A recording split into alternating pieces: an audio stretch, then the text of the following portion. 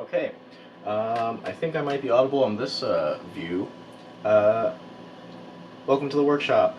This is the July workshop that was put together by Brahmitra, and I'm still fighting with OBS, so I think that um, rules page unfortunately doesn't have audio. But anyways, this is a special Pariah encounter. It's a level 2 featuring a toughness 17 Pariah. The point of these workshops is it comes with community-built grids featuring a set of 8 survivors total. Of the 8, I've selected these 4 that you can see on the table here. What is interesting about this Pariah is that well, it's level 2 because it's not inverted, and he features a combination of AI cards from both his own deck and I believe the Kingsman and the Black Knight deck. And so the big thing that we need to be aware of is that this is occurring on the encounter board. And so with it being on the encounter board, we have some really fun extra traits. So, despite being level 2, he is indomitable, so I can't have him knocked down for too long. Somatic Empathy is still in play from the standard Pariah. In addition to that, we have King's Combat from the Kingsman. So, at the start of each turn, he starts with a basic action before drawing an AI card. And then, in addition to that, we have Sheer Cliffs. So that means I will be using the Scramble to Survive table from the Black Knight expansion. I'm once again asking as an audio test. Can you guys hear me on Twitch? It'd be really funny if I was talking to myself and no one could hear me. Let me just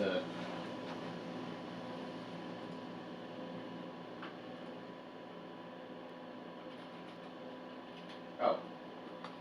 Fantastic, thank you for confirming. Okay. So yeah, unfortunately, my laptop is not cooperating with me, so I can't see what the stream looks like, but I can see the chat. So we're working with Iola, Kale, Rio, and a special character named Tormy, who was named by another individual that also ran this challenge. We're going to be operating off of the gear grids here just to expedite things a little bit. And I believe that should be everything. Let me just, do I happen to have the rulebook for Black Knight out?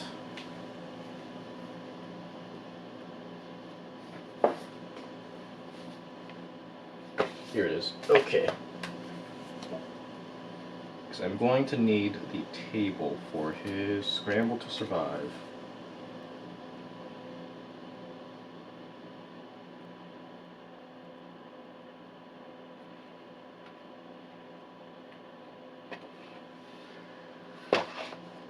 Okay, I've got Scramble on the side, and I think the last bit of prep I need was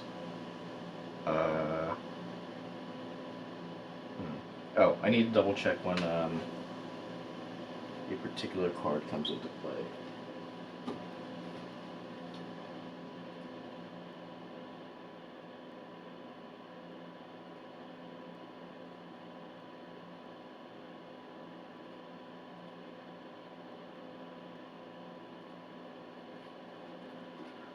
Okay, so this Pariah has a life of 22. Don't have that out, but we'll just put some dice over here to indicate such. And when he is half killed, which means when he has lost 11 life, he will be putting, what is this, Surge of Strength, I believe it's called? Surge of Strength into play. So it's going to be 2 toughness tokens and 2 damage tokens. So, well, that's not too bad, but the double knockback is going to be what's really killer. So once we hit 11 life, gotta really get going. Now, are there any other stats I need to be aware of? This Pariah has 7 movement, 17 toughness, plus 2 speed, and he has a custom basic action. So we're gonna get right into it. Let me just female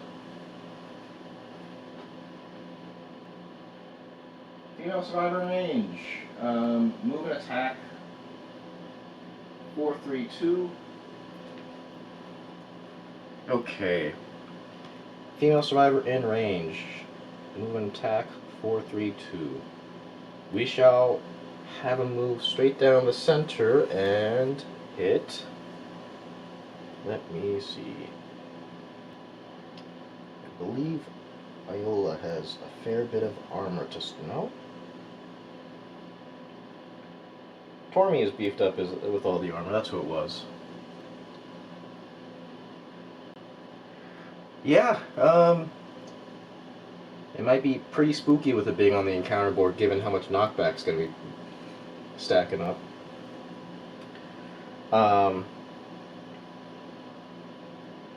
Where am I? Yes. Tormy is the one I want to have targeted because she has all of the armor. This is going to be a base of 4 speed, hits on 3s against her 2 evasion, so it hits on 5s.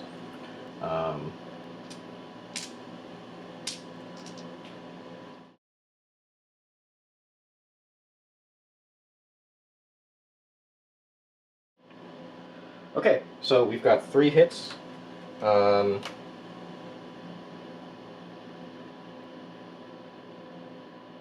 am I looking at? Right, I need to roll hits.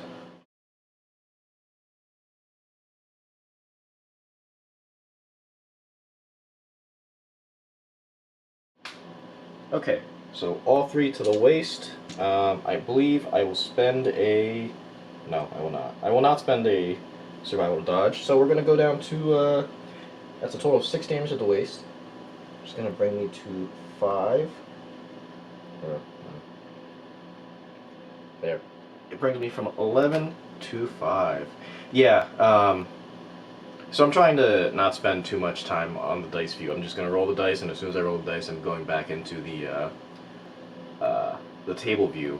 I'll be mindful of not cutting myself off. I'm still, unfortunately, trying to get the hang of sorting out OBS, so Bra's pushing me to get this out in a timely manner, so we have to skip over some of the setup that I usually have. But anyways, we took damage from the basic attack, and because the basic attack landed, I do not do the after effect, where he would cause some knockback. So now we have the AI card, which is Cruel Outburst.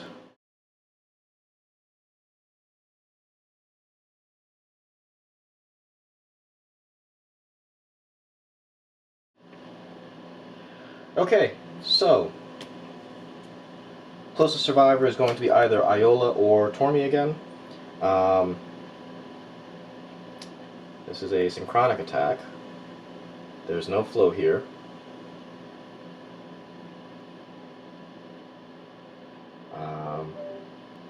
Targeting is going to be on the right side, so I believe it'd be easier to just do that one. I think it's going to hit everyone else regardless. What is it? 2 to the...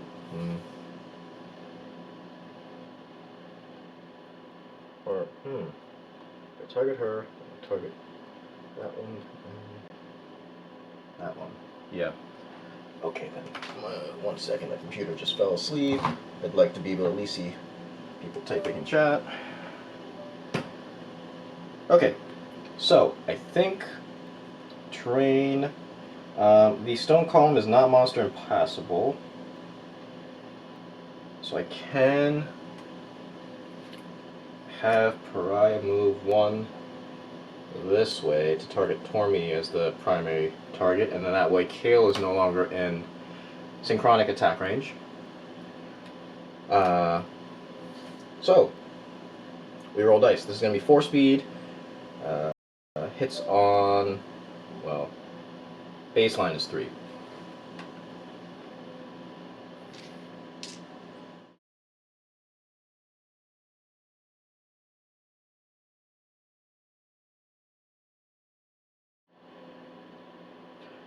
Okay, so with 2 1s, a 3, and a 6, I believe everyone has a baseline of 2 evasion. So that means that the 3 is not going to be hitting anyone, but the 6 does. Get out of here.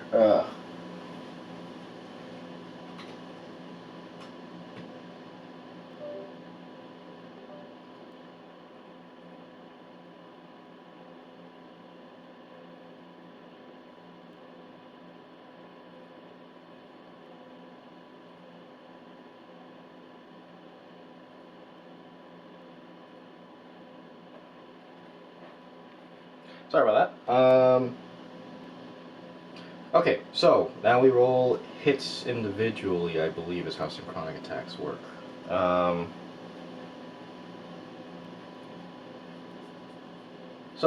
We're going to go left to right.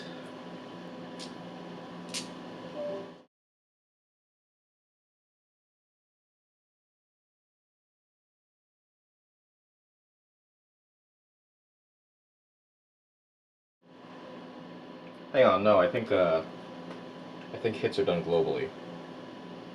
Are they? Let me check a rulebook real quick. I don't know why I'm blanking on this so badly.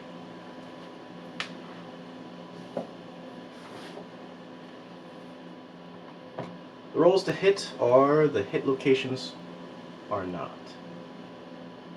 The hit locations are not individual, or are not universal, so okay. So I do roll individually for hit locations.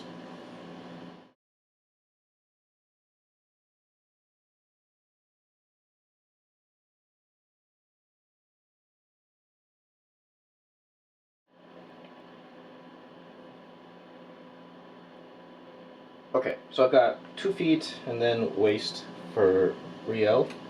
The trouble here is the after damage effect is bleed 1, knockback 6, and being that they are on a board edge, it would be rather problematic. So I'm going to have all of them dodge this 1 hit, and I am not. That will leave me not victim to the knockback.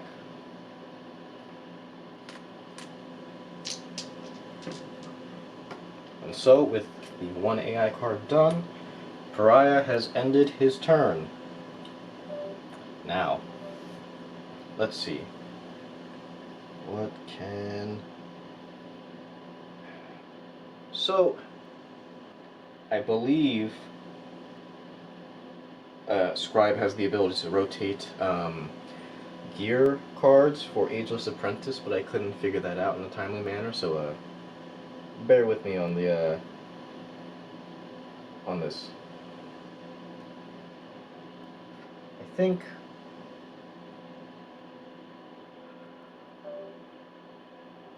Pounce is 3 spaces, 7. I believe they have base 3 strength with Sharp. So they have +2 strength of attacking and damage guitars. I don't think I need to Pounce with Kale. He has movement 1, 2, 3, 4. 1, 2, 3, 4. Okay, I don't get blind spot with him.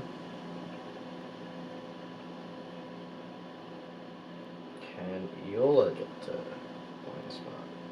Iola can also do Sharp with the Everburn.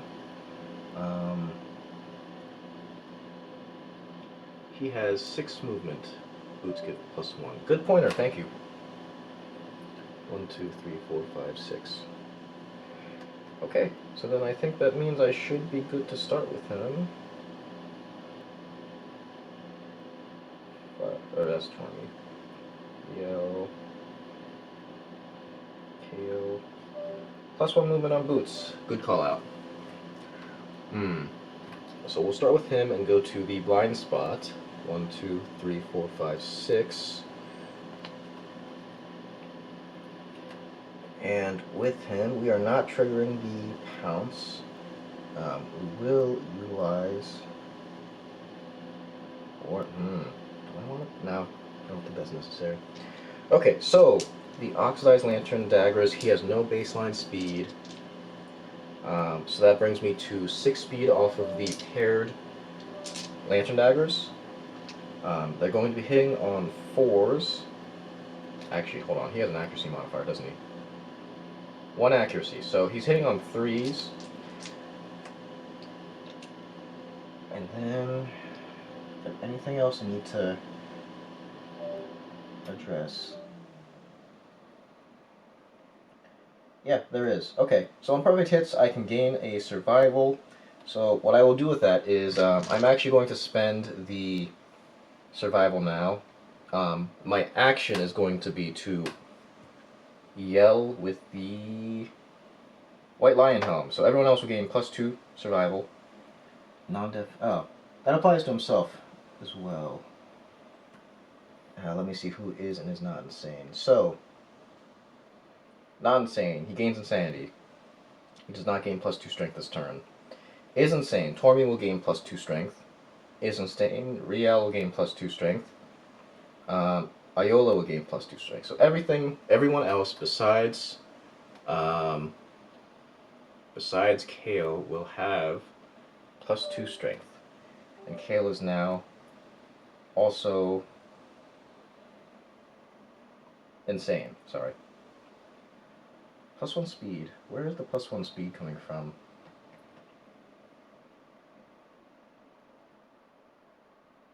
Ah, White Lion set.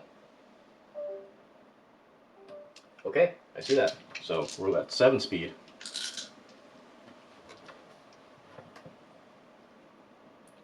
So that was me spending a survival to roar, and then I'm going to spend another survival to surge, and I'm hoping for a perfect hit to gain some of that survival back. Is there any other information on this grid that I need to apply? Ancient Lion Claws will give +2 strength just for attacking with daggers. So that brings me to a base of 9. White Lion set gives me an additional +2, so that brings me to 11. So my baseline is 11, plus the 3 for permanent stats. That brings me to 14. I'm missing an accuracy. Where are we hitting from, if not pouncing?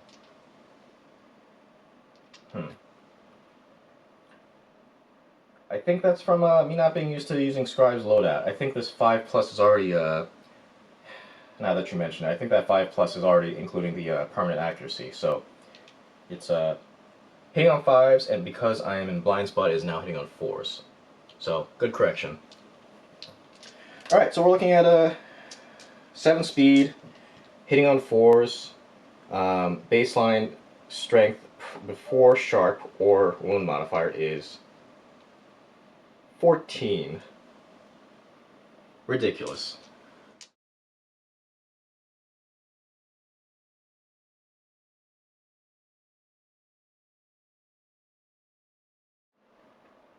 Alright, so that's 6 hits.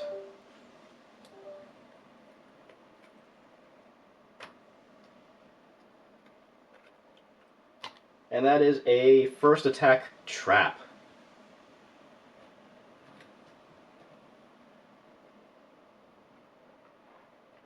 All survivors are doomed. Thick black tears stream from under the monster's blindfold. The empathic bond surges like an overwhelming wave, destroying the attacker's resistance. Shuffle the wound stack. The attacker reveals... Yeah, I don't have a wound stack yet. Actually, I'll never have a wound stack because it's a life trait. But we perform basic action targeting the attacker, so he's going to turn around. This is actually going to be a little bit problematic because I believe Tormi is a physiognomist. So I'm not going to be able to attack with her while it's facing away like that. Basic attack action targeting the attacker. So that means we're going to do a 4 speed, 5 accuracy, 2 damage attack.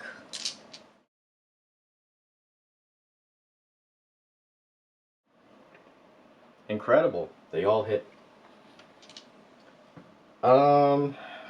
Hit locations.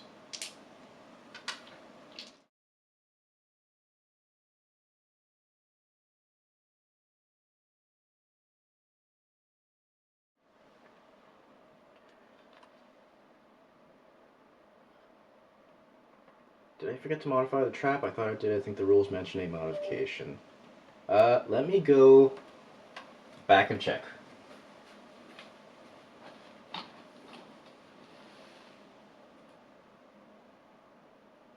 When using the trap, shuffle and reveal cards from the AI deck instead of the wound stack.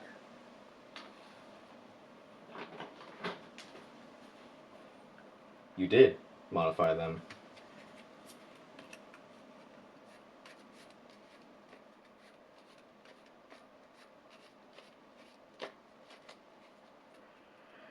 So, the neat thing here is because half of these are Black Knight and Kingsman cards, there's a chance that I don't get anything. Oh, that's something. Okay, so we revealed Savage Push as our only Somatic Empathy card. That is 1 damage to the body hit location that ignores armor for Kale. So he suffers a light injury. And then we are going to shuffle the hit location deck.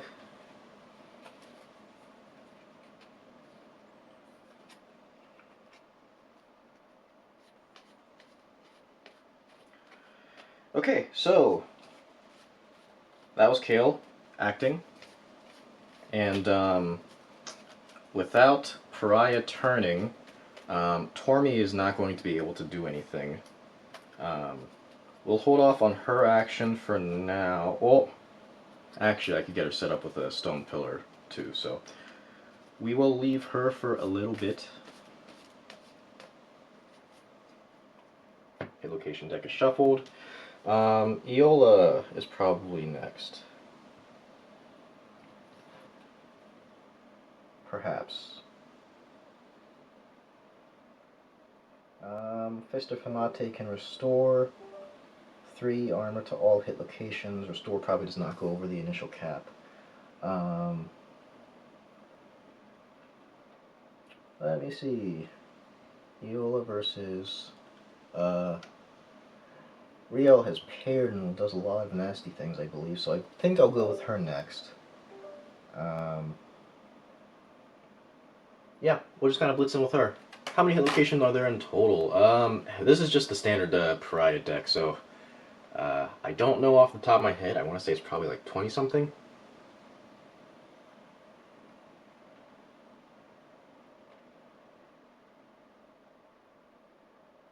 Maybe. 1, 2, 3.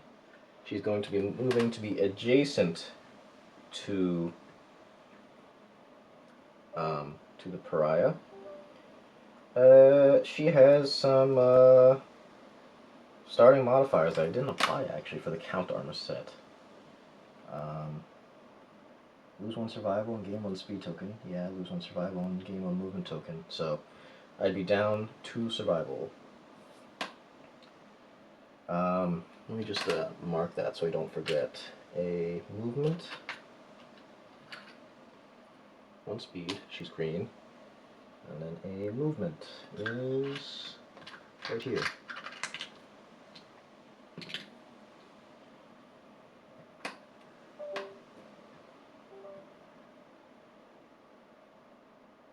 Okay, so But the Lion Slayer cape gives me +1 survival on arrival, so I will offset one of those survival costs. Okay, so baseline stats, if we're going to attack with her, these are paired Gaxes. I believe she has...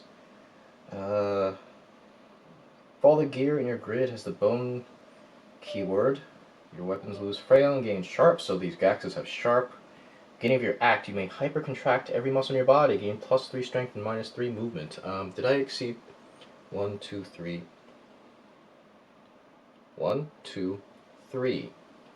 Let me just rewind that. So 3 movement, I have a baseline of 5 movement, +1 bringing me to 6 because of the count sandals. So it would be legal for me to trigger perfect physique. So I'm going to do that. So, perfect physique reduces movement by 3, which brings me to 3, so I can do 1, 2, 3. That gives me +3 strength. And now, if I were to attack, I have paired Gaxes that have +1 speed. The card effects do not double since I'm just adding the speed of the second one to the first. So that's at baseline 3. That goes up to 5 with bone earrings. Don't think I have anything else that modifies that. So 5 speed.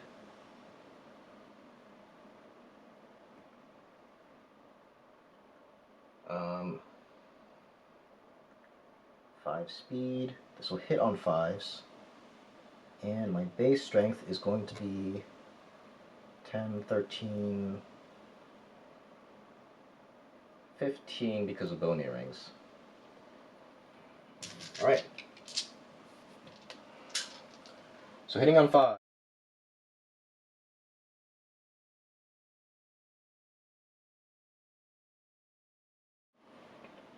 That is a total of 3 hits. I have the malingering digits, the malingering thigh, and the wicked protruding ribs. Just for the sake of speed, I'm just going to read aloud the hit location cards. I think you probably can't read text, but you can probably see when it's a trap, so at least you can identify that. Order I will hit them in is... Probably want to address the glimpses first, I think. If the roll is less than your understanding, except for the flea trauma, that's almost guaranteed. Or, no. Actually, that is not. So we're going to start with the wicked protruding ribs, because understanding is 1. The chance of me rolling under my understanding is not possible. I don't think matching counts. So we're looking at a baseline of 13, 15, 15 plus sharp. So, I'm going to roll sharp first, and then I'm going to roll to wound.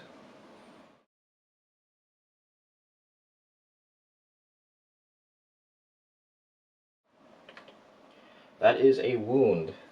So, we reveal this.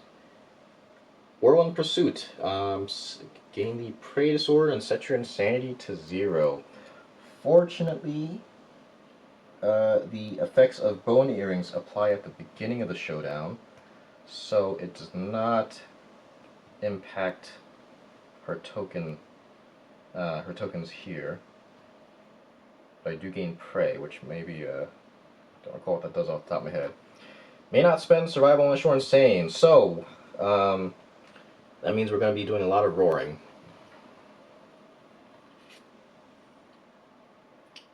Life, yeah, you're right. Good point. I still reveal, I believe. No, I don't reveal. Hold on, let me reread this. When a survivor wounds the monster, they reveal the AI moved to the wound stack, but nothing was moved to the wound stack. Yeah. I think this was a...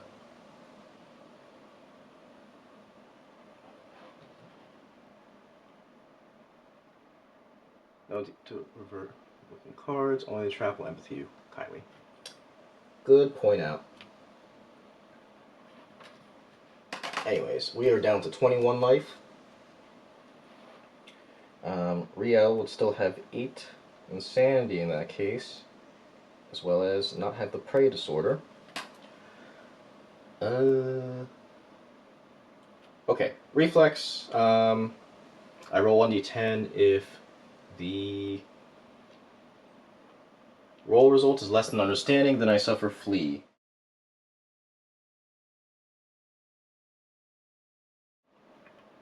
It was not less than my understanding.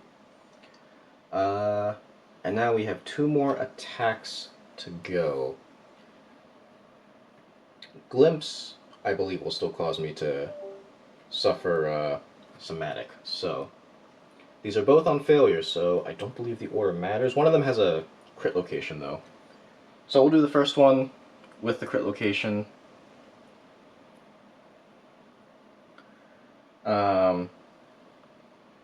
First roll is sharp, second roll is crit, or sorry, second roll is wound.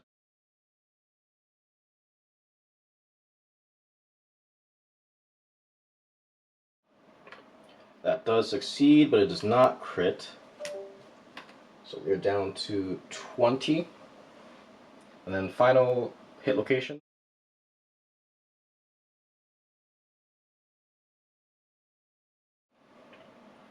That once again succeeds.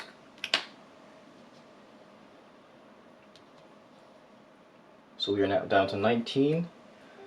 We are going to 2 strength and 2 speed tokens. Let me just put those out before I forget. Speed? Where is it?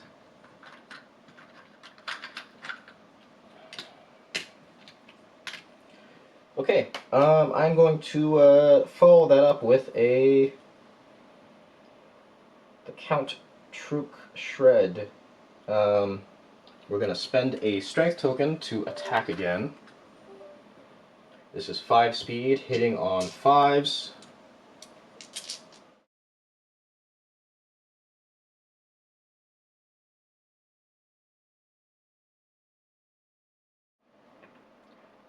Three 7s.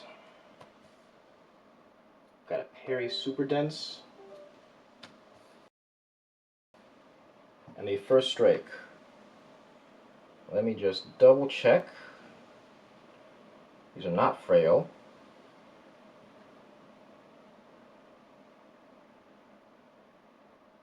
Yeah, nothing about frail.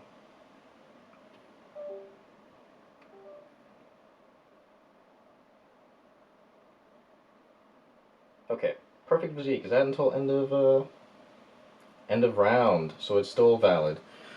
Okay, so we start with the first strike. It's got a reflex of turning to face the attacker.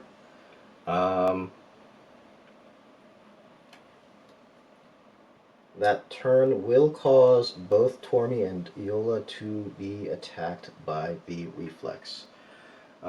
It's his wide sweeping kick. So we're gonna hit that first hit location first, or the first strike hit location first, and then we will probably dash both Tormi and Iola during the reaction. So, starting with the attack, I forgot that we had the +2 strength from the roar that KO did. So we're actually looking at a baseline of 10, 13, 14 with a singular strength, 16. We have a base 16, so I don't know if rolling sharp is really necessary. I'm just going to roll the wound die, and as long as it's not a 1, we're good. So, start.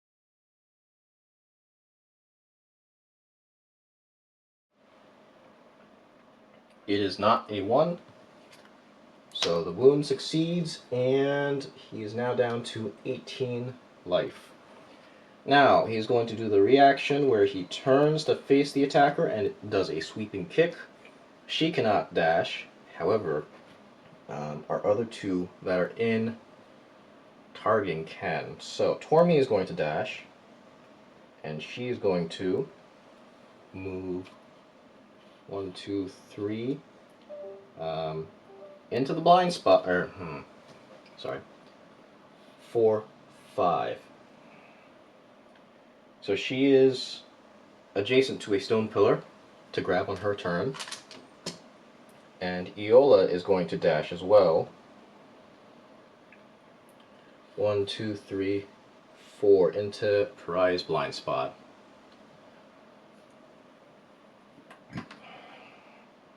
Okay, so now we do the effects of that reflex. Turn to face the attacker of the prize. Nimble leg lashes out into a sweeping arc. Kick zone goes that way. Also, I was in a kick zone. Suffer. This is a level 2 fight, I want to say. 3 damage. Knockback 5 in the indicated direction, and place a token on somatic static. So, I don't have my generic tokens. Alright. Green. And then I need to roll hit location.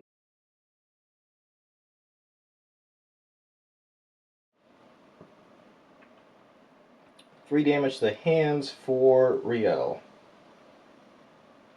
That's the waist. Okay, that is 3 damage to the hands, and we are looking at knockback 5. So, 1, 2, 3. That leaves 2 knockback remaining and off the board edge. Do you have anything that helps with that? You do not. So, we now scramble.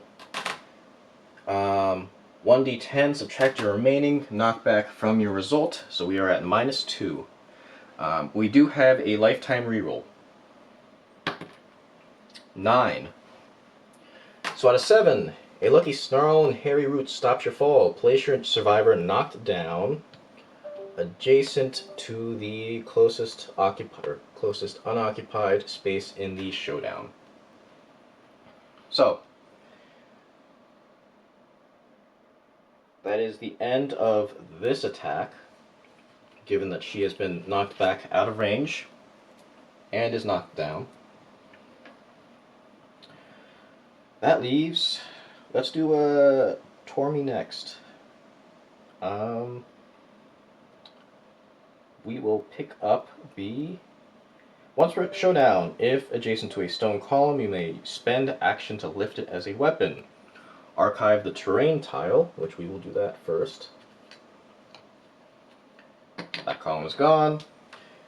And gain the stone column rare gear. She's marked in white, so I'll put that over there. If you still have the gear during the aftermath, archive it. So stone column, it's 2 speed, hits on a 6, 8 strength. It's frail, has reach 2, so she can actually hit from here, but she's not facing. If you archive this due to a super dense hit location, the stone shards dig into the monster, suffer a wound. Okay.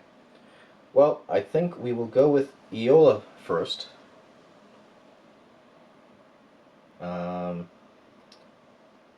Iola first.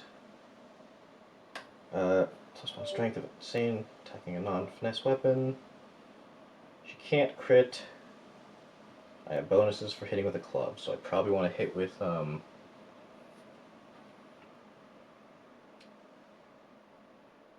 yeah, I probably want to hit with the fist instead of with Everburn.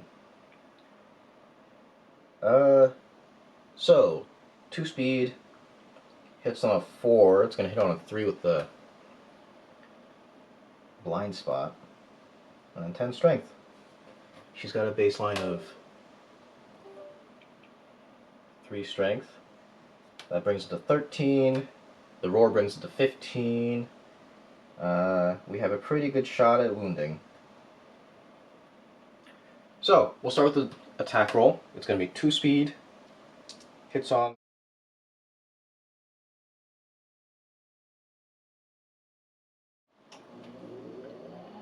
That is 2 hits.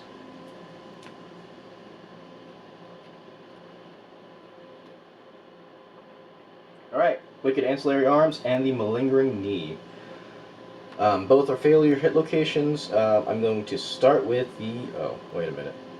The monster thrusts his arms out, pair upon being grasped. Each survivor within 4 spaces must spend 2 survival or suffer grab.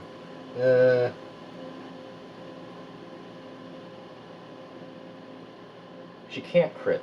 So I think we'll start with the less annoying reaction. +1 strength if insane and not using a finesse weapon. That's not a finesse weapon. So we're looking at 10, 13, 14, 16. So I wound on anything that's not a 1. I do have sharp. I'm not going to bother because sharp doesn't matter here. I don't have any surpass or anything like that. So anything.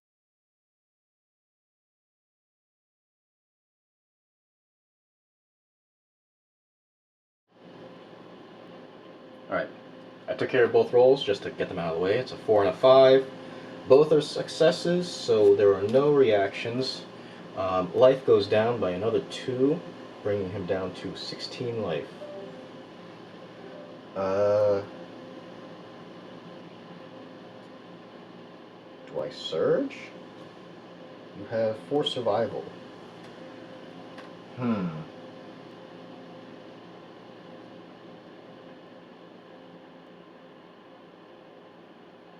I think I will have her surge, and I will have her use the Squire tool. Let me double check the rules. I want to say the Squire tool belt should be able to climbing. Yeah, it has the climbing keyword. Yeah, I'm going to use the Squire tool belt to have her anchor down on the piton she is adjacent to. So, she's anchored. And I think that will end player turn. Tormy can't attack because she's not facing. I'll take a turn to reposition her though. 1, 2, 3, 4. We'll have her move over there. Okay. That's the end of round 1. Yeah, I think that should be a good spot for her to be able to move to either side to get into facing. It's the end of round 1, so that means we're back up to the top with Pariah doing his basic attack. His targeting is female survivor in range.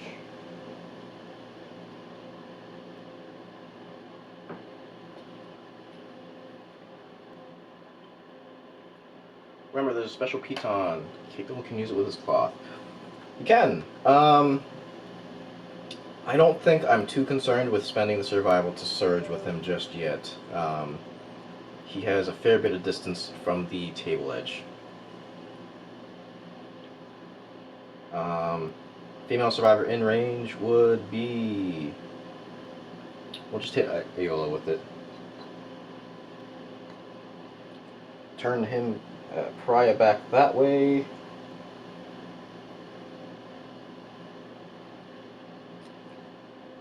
So we're looking at 4 speed. What is this? 4 speed hits on a 5.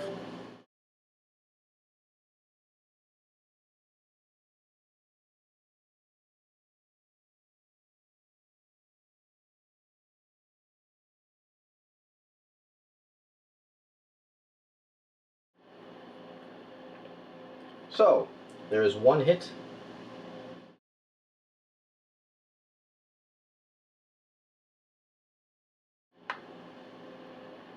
One hit to the waist for 2 damage. We will take that. Let me just double check.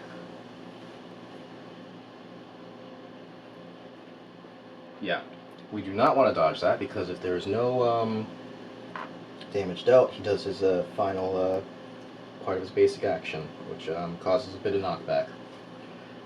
It would be blocked, or it would be avoided with the tool belt, but I think I want to keep the survival for surging. So that is his basic action, and then on to his action.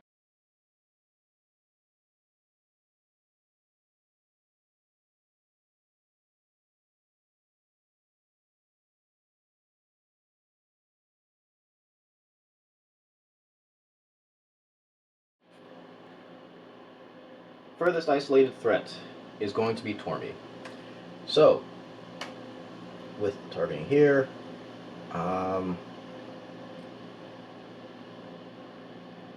let's see. 1, 2, 3, 4, 5. 1, 2, 3.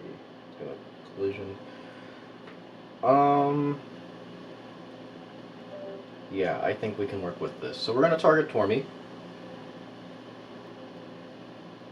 And it's going to land in such a way that it's going to land on top of Kale, so he suffers knockback 5 to a board edge, as well as knockdown.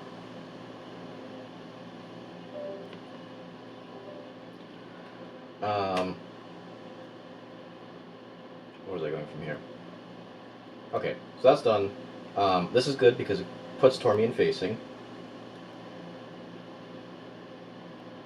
It's +2 speed, so we're looking at an attack profile of 4 speed, accuracy 5, 3 damage per hit.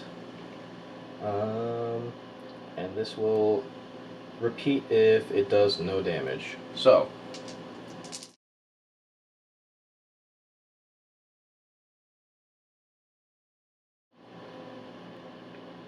I guess we're repeating it.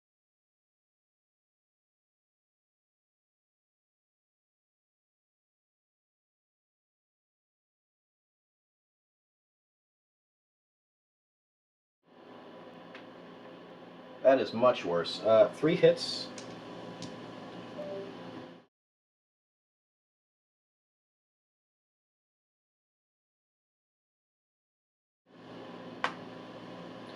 So we've got 1 to the hand and 2 to the waist at 3 damage each. I don't believe Tormy has any modifiers to reduce damage per hit. She does not. That's okay.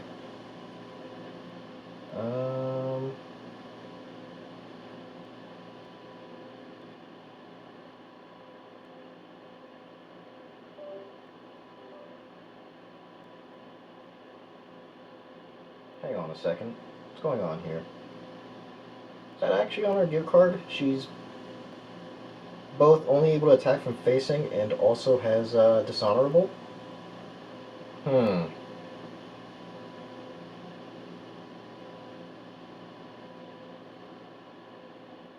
Interesting.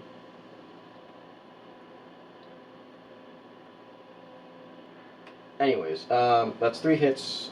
She has... Do I want to dodge one of these? I do want to dodge one of them. I will dodge one of the ones to the waist. And then there will be 3 damage going to the waist and 3 damage going to the hands. So, that is the end of Pariah's act. We are now at player act. So, because it has been an action since Riel has been knocked down, she is now standing, but Kale is not. So, let's start with Tormy, since she's already in position. So, she's going to have a... she now has her stone column, which she can now swing with because she's in facing, and stat-wise, she's at... she has 1 accuracy, so that hits on a 5. Baseline of 8, 11, 13. Club gives me sharp, I believe. I believe that's all the numbers. 13 plus sharp. So, to hit a 17, first die roll is going to be, or no, hold on, I should roll hit locations first. 2 speed hits on a 6, or sorry, hits on a 5.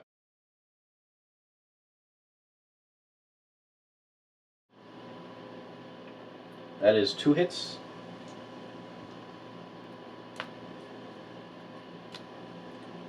We do have a first strike.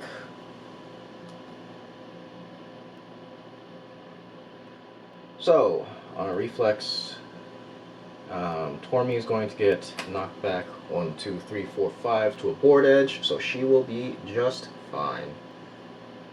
That does mean I'm not going to be able to use this second hit location. But anyways, We're rolling sharp first, and then wound second. I need a total of 4 between the two.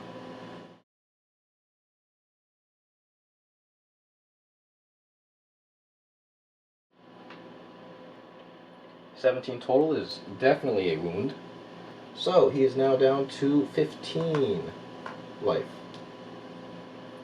Tormy is going to suffer 3 damage to a hit location. It's to the waist. It's not good.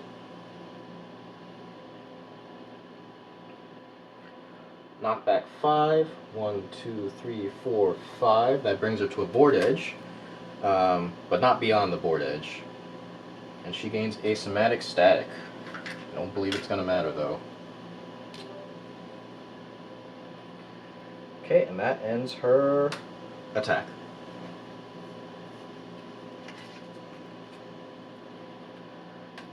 Now, I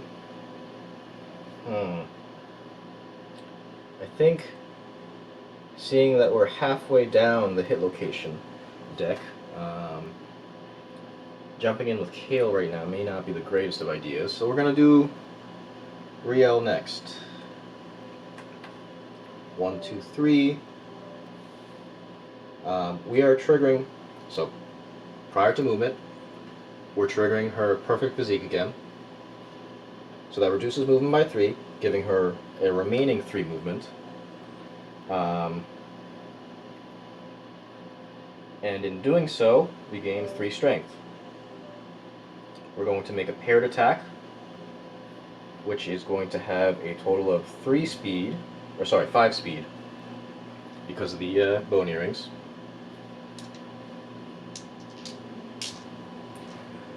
Five speed, hitting on a 5.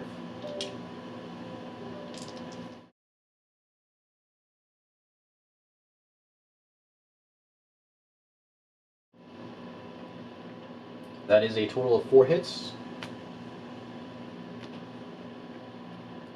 And that is the crocodile tears coming back into play.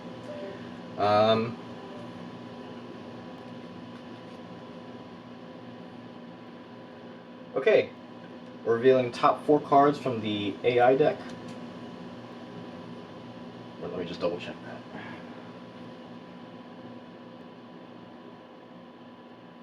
Shuffle and reveal cards. Okay. So this gets shuffled before revealing.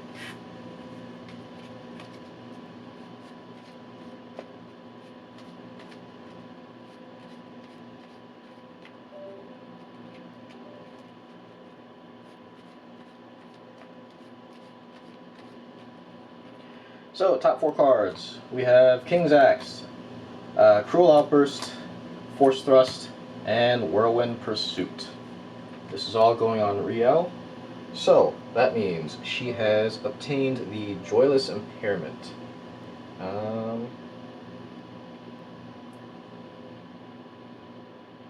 J's, why are there 2 Joyless? Cannot Surge. That's pretty devastating, actually. Prey Disorder and set Insanity to 0. Whoops.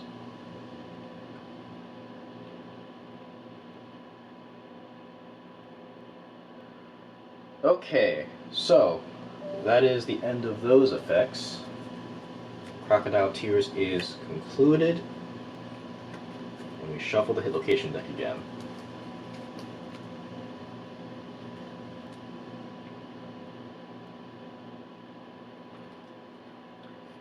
I believe what we will do next is Riel is not able to spend survival to encourage, but both Tormy and Iola are. So I think I will have one of them encourage, and then Kale is going to swoop in and do like 7 damage or something like that, maybe. We're hoping. Okay. Iola has... Kale has 4 survival. Iola has 3. We can take from you. Maybe not. Let's take from Tormy. Tormy is going to encourage, and Kale is going to stand back up. from here, he's going to leap 1, 2, 3, 4. Nope, wrong grid. Kayla's going to leap 4. Pounce normally has a range of 3, however, the Ancient Lion Claws give him up to 2 additional spaces. So, 1, 2, 3, 4. We have moved 4 spaces with Pounce. That also gives me +1 accuracy for the attack. So, we are looking at a total of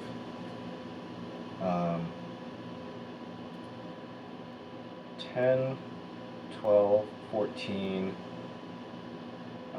16. I think that puts us at a baseline of 16 strength for this attack. And I believe that means sharp is irrelevant. We're hitting on 4s because we have the +1 accuracy for Pounce. And we have a total of 7 speed. Because +1 for the White Lion set.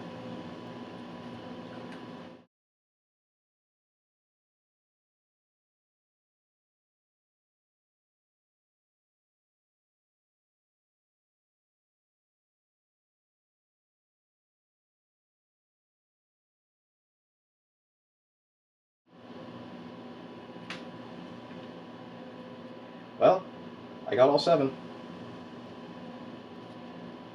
1, 2, 3, 4, 5. What do we got here? Lingering Knee, Bloodstained Soul, that's the first strike. Wicked Adorned Neck, Wicked Ancillary Arms, Wicked Bony Shin, that's a first strike. Bloodstained Blindfold, and Wicked Toenails. We've got 2 first strikes, both of which are going to induce knockback.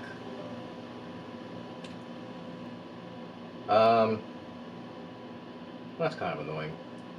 Well,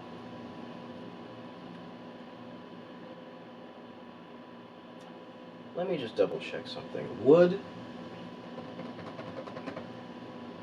I think I can cheese this because I think what I can do is Surge with Eola until the end of the round, Silk Bomb until the end of the round.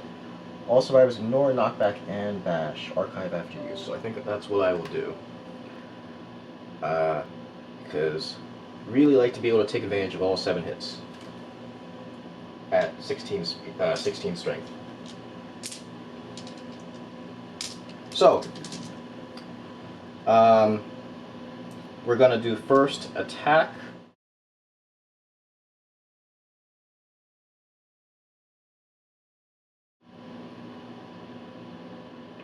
Rolling a lot of 7s. So, that's our first reflex. He's down to, Pariah's down to 14 strength now, or 14 life, sorry. What are we doing here? Eola is going to surge prior to the reaction occurring and archive the Soak Bomb to ignore knockback on all survivors until end of round. So, for the reflex, Pariah is going to have a kick zone, and all survivors in the kick zone, which is only KO, are going to suffer 3 damage. They ignore knockback, and then place a token on Somatic Static.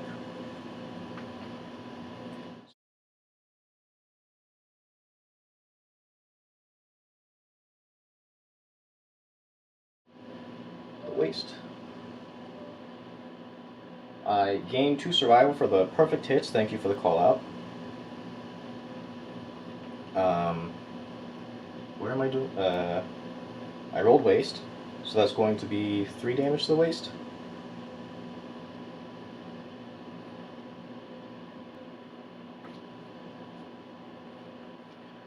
And then I gain a Somatic Static on purple. You. Okay. And then, second hit.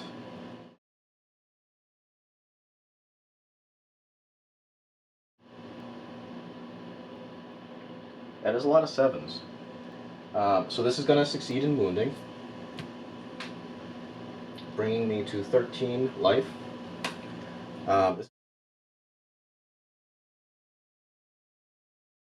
Ah, the waist. So, that's not good. Um, the question here is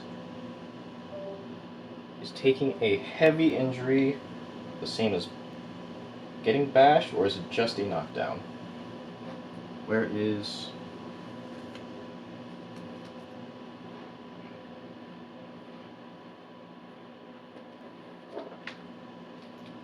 I want to say it is simply a knockdown, so I can't avoid it with Silk Bomb.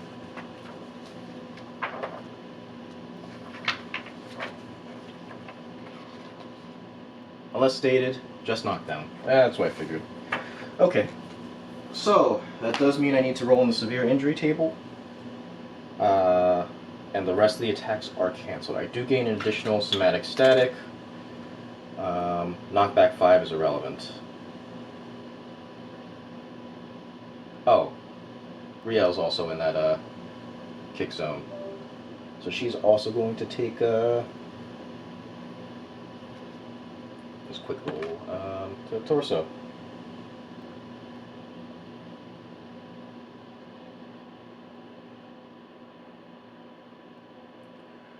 She ignores knockback and gains somatic static.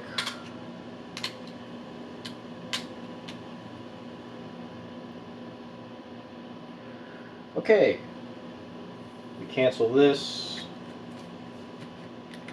Then I need to do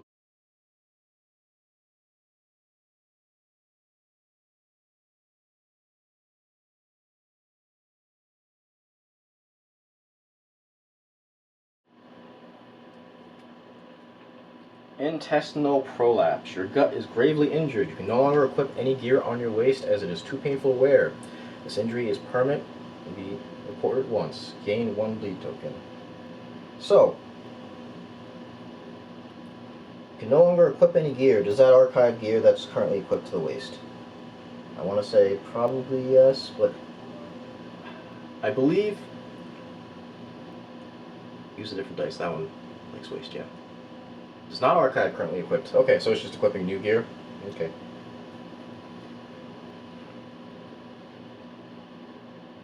Cool. The heavy wound also knocks down. Or the heavy injury also knocks down, so... Put him face down.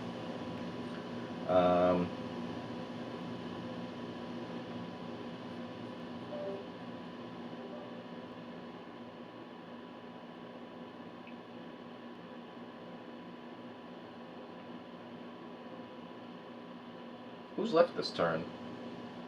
Is it just Iola? I think it's just Iola. She's going to move 1 space to the adjacent.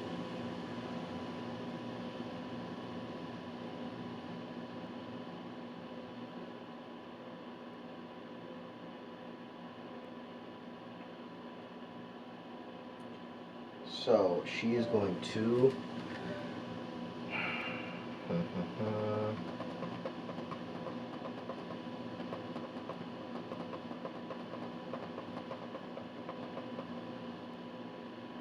Let's see.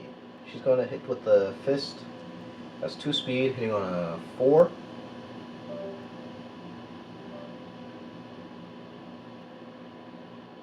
that all I've got? 2 speed, hitting on a 4? Yeah.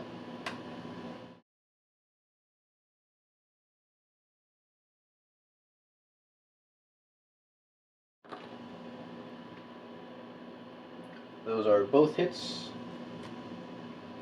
One of them is impervious.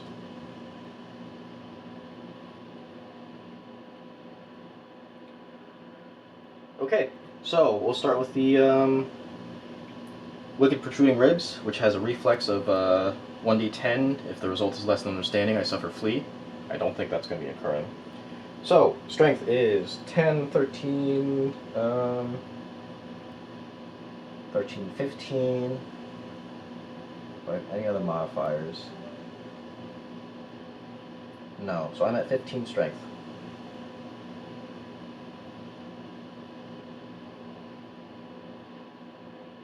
I did not get a perfect hit. Non-finesse weapon, 16 strength.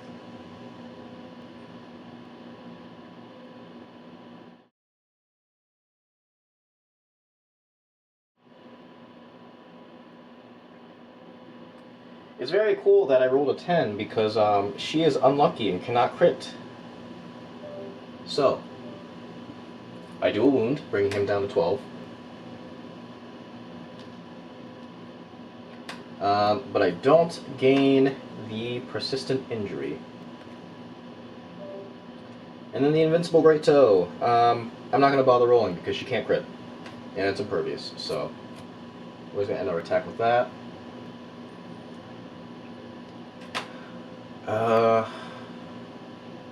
Let me just double check the contents of this. Loses 2 toughness tokens, gains 2 damage tokens. Yeah. So, I think I'm going to end my turn there because as soon as he hits 11 life, he's going to gain Surge of Strength, and that effectively, well, it does double his knockback, but it also gives him +2 strength tokens, which would increase his basic attack and his AI card damage by a fair bit. So we're going to leave him at the threshold here, and then hopefully next turn we can chunk him down a fair bit. So, his turn. Target female survivor. It's going to be 4 speed, hits on a 3 base. 4 speed. Let's see, who's a... The trouble here is both Iola and Riel don't have that much armor. If one of them were to die, I think Riel has a lot more damage potential with the count set. So, we'll turn and face Iola. 2 evasion brings this to a 4 speed, hits on a 5 profile.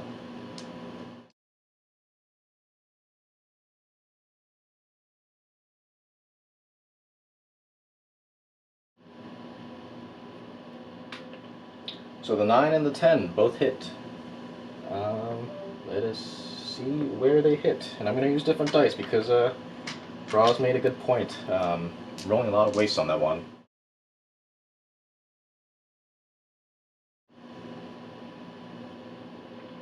Hand and waste. These are 2 damage each, I think? 2 damage each. We can take those. Okay, basic attack is done.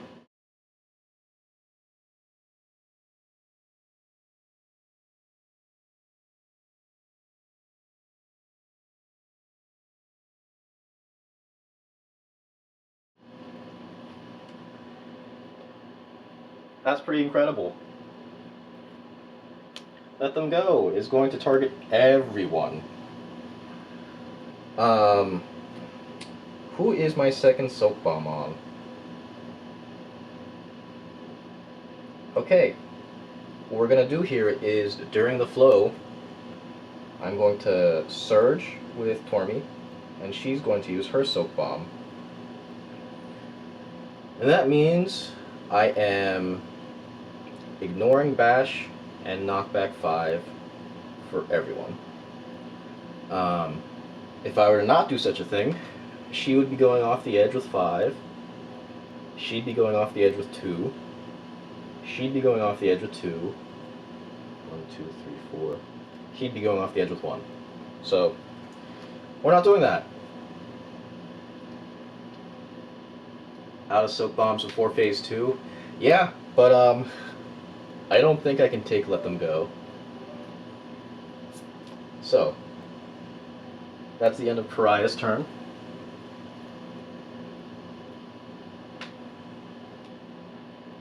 Kale is now standing back up because it has been a monster turn since he has been knocked down. And now, 1, 2, 3, 4, 5. I am in range. We're going to start with Tormy. 1, 2, 3, 4, 5. We are going to hope that she doesn't pull a hit location that has a sweeping kick. Tormy. 2 speed, hits on a 5. Yes.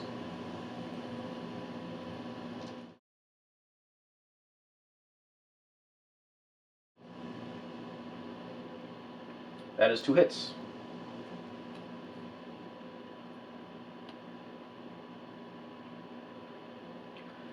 Okay, we've got the Bloodstained Bicep and the Wicked Cape Collar.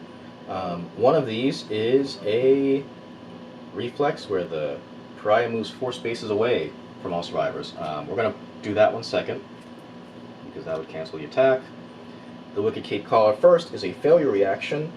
Place the monster adjacent to the attacker as far away from all of the survivors as possible. They suffer they suffer 3 damage, knockback 5, which we're immune to because of the Soak Bomb this turn, and place a token somatic static. So, we'll start with that. That's only on failure. We have a baseline of 8, 11,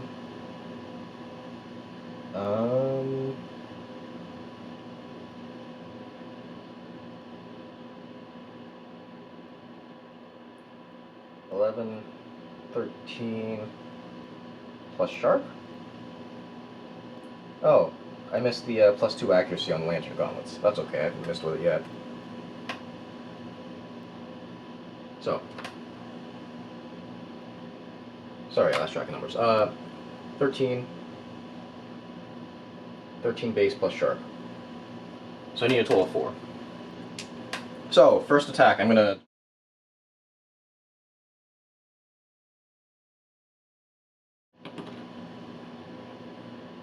That succeeds.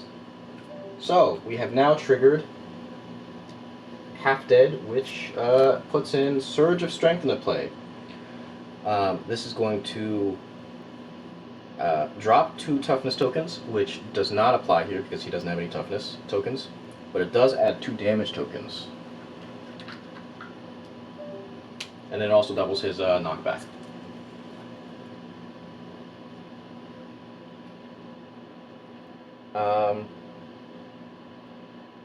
Okay. And then the second attack. Once again, it's going to be sharp.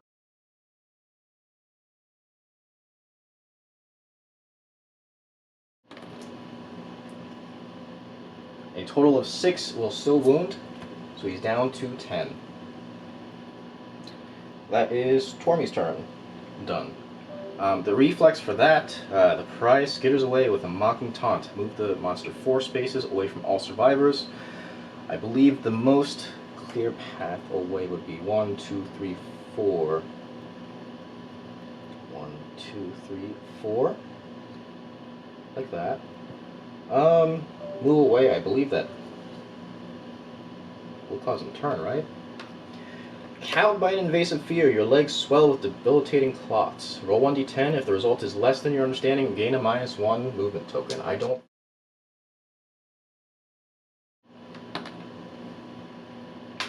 Yeah, everyone starts with a baseline understanding 1, so at least I have that going for me. So now, we have half the deck gone, so let's see if I can... 1, 2, 3, 4... 1, 2, 3, 4, 5. I think I want to hit with the...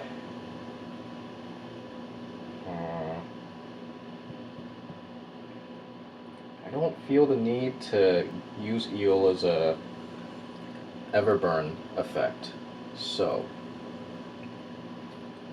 I think she has a speed of 2, so we'll start with her. 1, 2, 3, 4, 5.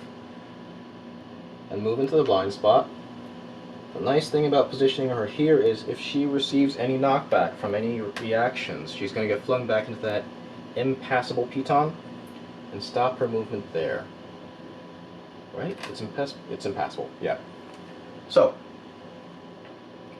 Rael will still get collision.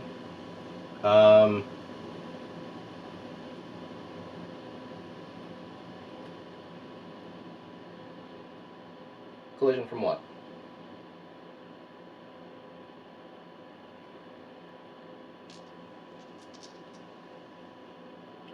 While you're getting to that, gonna roll 2 speed for the fist, hitting on 3.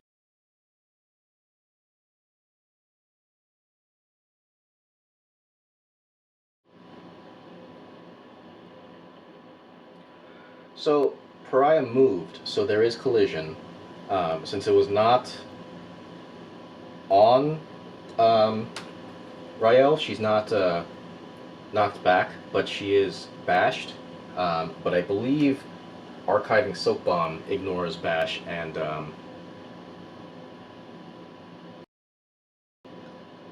knock back for this turn, or this round, sorry. Also, I can't believe you removed Impassable from the Pitons. Unbelievable. That's okay. We'll have Tormy body block.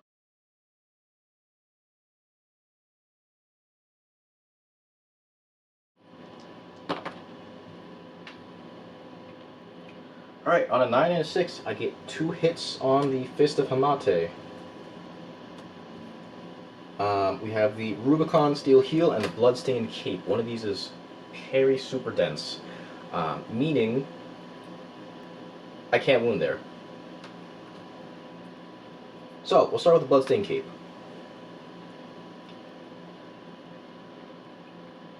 This has a reflex. All adjacent survivors suffers 3 damage, knockback 5, and place a token of somatic static. Full move the monster. Yeah. Yuck. Okay, that's gonna be not great.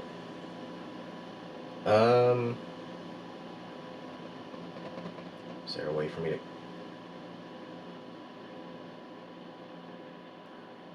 What we're going to do is I'm going to try and cancel this attack. The Rubicon Steel Heel will... Oh no, I'm immune to knock... Or no, it's knocking me down. That's not bash. I think this works. So, this doesn't work. This doesn't matter what I roll, because it's a parry. I require a quick crit to wound. However, Iola is unlucky and cannot crit.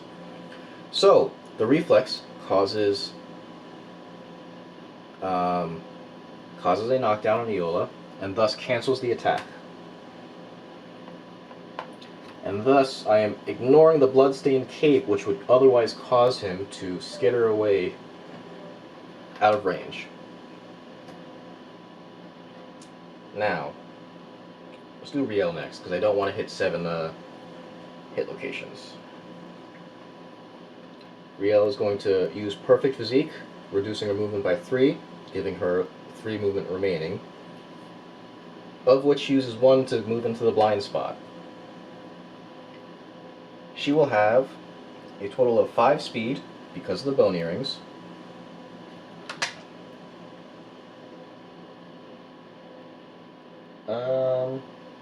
What am I looking for? 5. With the Gaxes, she's going to be hitting on 4s because she's in the blind spot. Is there anything else that she has that I need to know about? No, not really.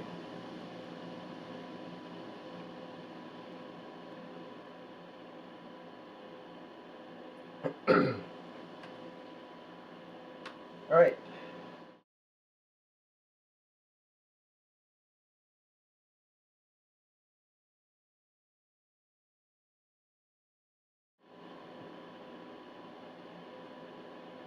That is 3 hits.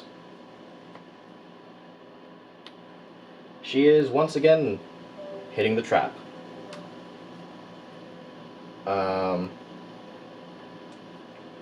So, we reveal 4 cards. She does have 3 Somatic Static. Or no, Somatic Static's optional, wasn't it? Do I even have Somatic Static in play? Hold on a second. I do.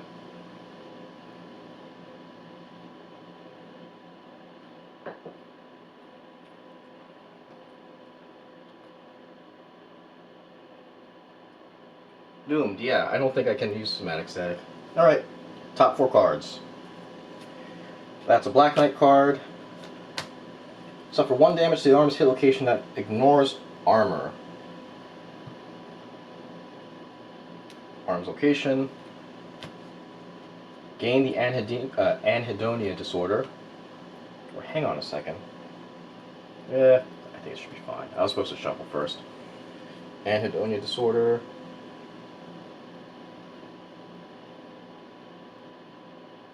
You're always sane. Cannot gain fighting arts, secret fighting arts, or abilities.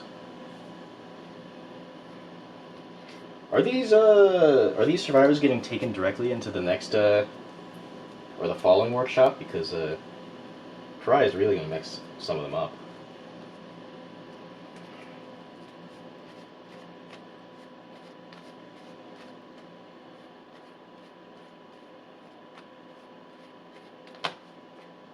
Whoops.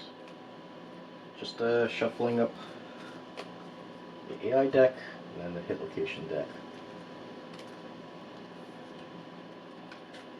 Riel carryover Joyless. What is Joyless again? Can't surge? Yep, can't surge. Well, that's for the next person to deal with.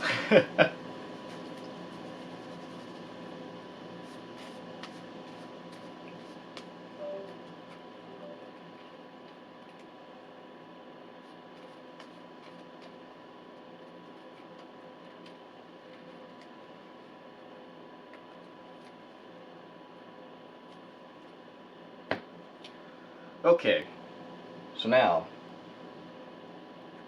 what I will do is I'm going to spend another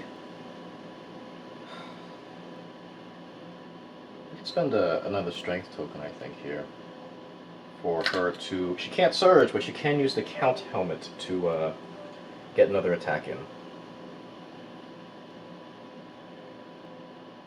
So, this is going to be 5 speed, hitting on...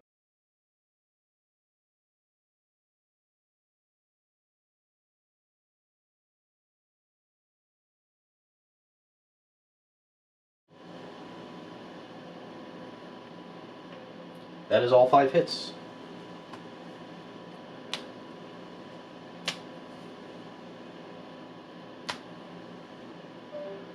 Okay, we've got a couple reflexes here that have him skittering away. However, Count Armor Set. When you attack with a melee weapon, if it's not your first attack this round, cancel any wound reactions on hit locations drawn. Oh man, it's not on reflexes. Okay. So I think I want to start with anything that doesn't have him skittering away on reflexes. So we're going to push those to the back of the line. This is a failure. This is a wound reaction that will be canceled. Do in that order.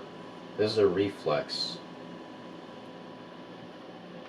Okay, so we're looking at a baseline of 7.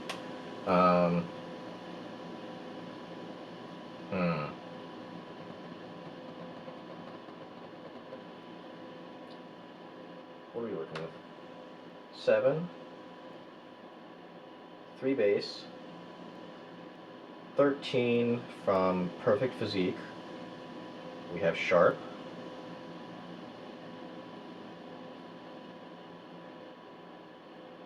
I think that's everything. So at a base of 13 with Sharp, I need to roll a total of 4, but not roll a 1 on the second wound roll. So, we're going to go in order. This first hit location has no reaction because it's canceled.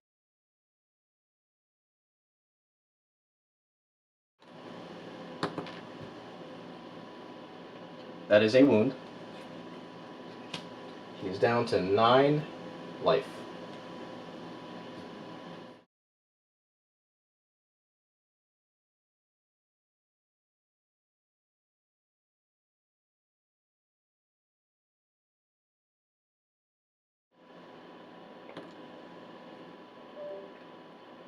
Total of 8 also succeeds.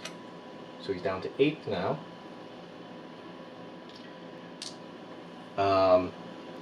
This is a reflex. Flourish of the Cape finished with a Seeking and Grinning. The unappreciated display is followed by a Fit of Rage. All adjacent survivors suffer 3 damage, knockback 5. I'm still on the Soak Bomb turn. No, wait. Yeah, I'm still on the Soak Bomb turn. Place a token on Somatic Static. Full move the monster away in a straight line, then turn to Fit. Actually, is that better or worse than the other ones?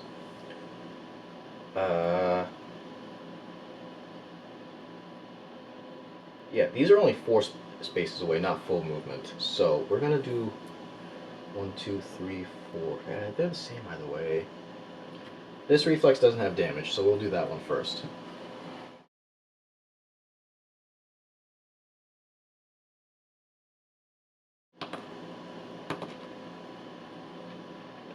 That is, once again, a wound. So he is down to 7 life. He's going to skitter away 4 spaces. 1, 2, 3, 4 to a board edge. Seething and frustration of failure fatigues your extremes. Roll 1d10 if the result is less than yours.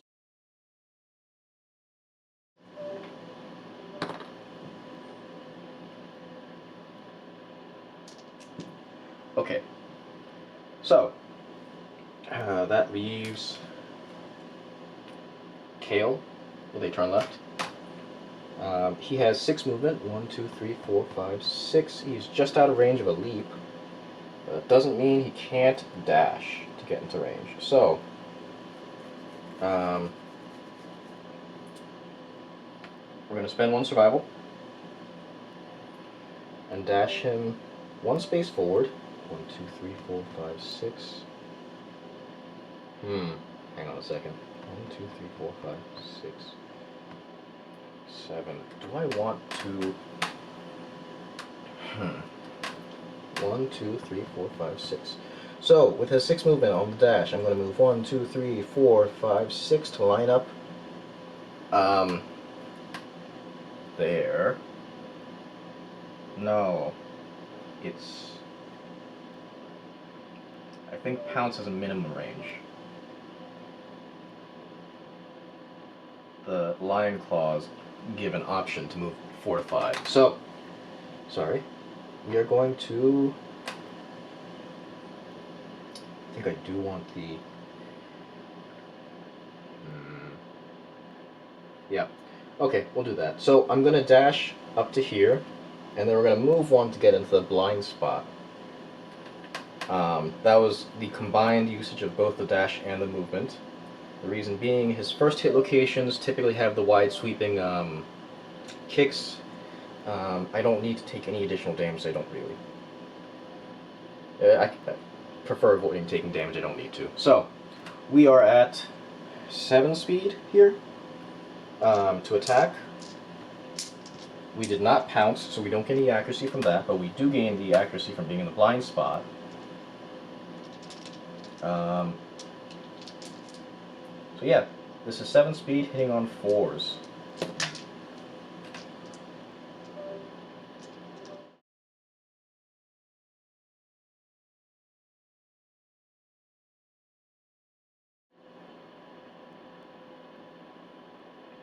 That is 1 miss. So that's still a total of 6 hits.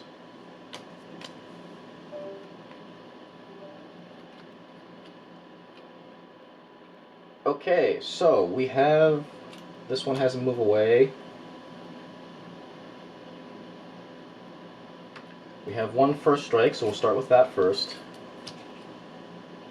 Failure reaction, that's a good one. Parry Super Dense is going to knock down, so we'll leave that to the end.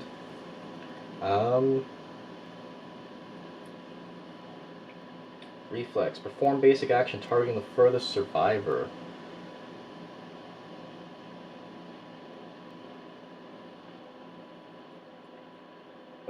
Let's see.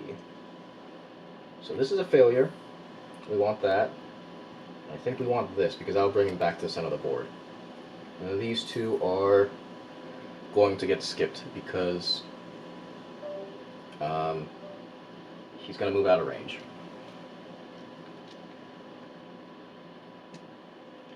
So,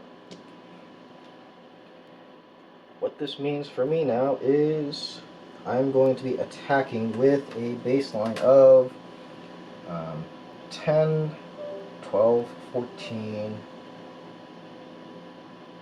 plus sharp.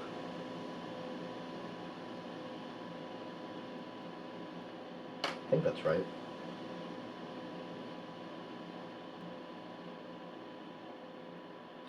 Oh, I have Backstabber. Oopsies. Did I have a perfect hit? I don't think I had a perfect hit this attack.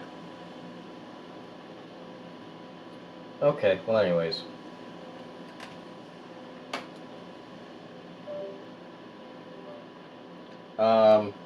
I need to roll a I need to roll 4 total.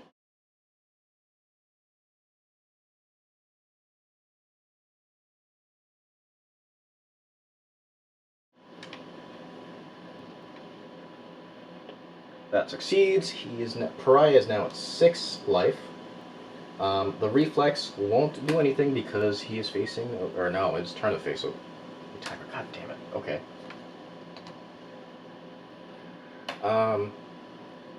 Knockback doesn't apply because I'm still in Soap Bomb turn.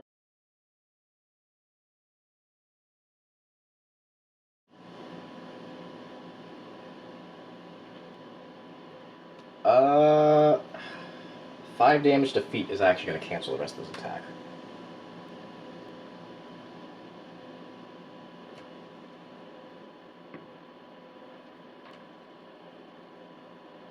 Because of a knockdown. So that's not good.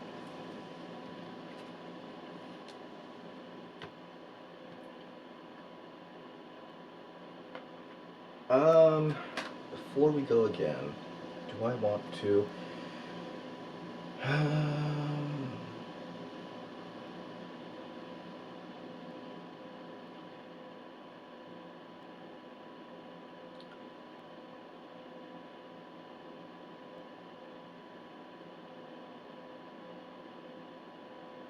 Yeah, I think I will end my round there. We'll see if that leads to trouble later. So, top of round, Pariah is going to target a female survivor. We will target... Actually, let's do this. I'm going to surge with Tormy. She has a... Uh-oh. Wait a minute. Does she not have anything to tie down with? Oh, she does not have anything to tie down with. Okay. I will not surge with her to tie down with something.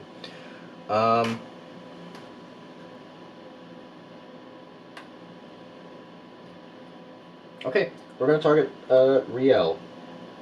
1, 2, 3, 4. We are looking at 4 speed, 5 hits on a 5. Riel has hits on a 5, right? Evasion, 2. And he's going to be doing 4 damage each. And then has double knockback. So,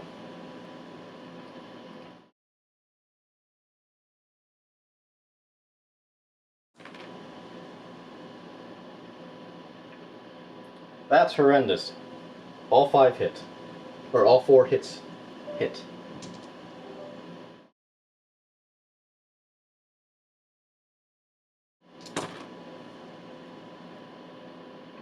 At least we have a decent spread of damage. Although I might have to dodge the one on the waist. Let's see. Hands is going to be severe. Torso is going to be a severe. Oh man. Do you have the special gear grid? No, you don't. Okay. Not the gear grid, the So, waist is going to be 4 damage. Body is going to be 4 damage and a knockdown. So that's those 2 done.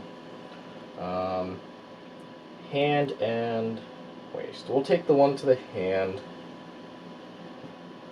So she is knocked down.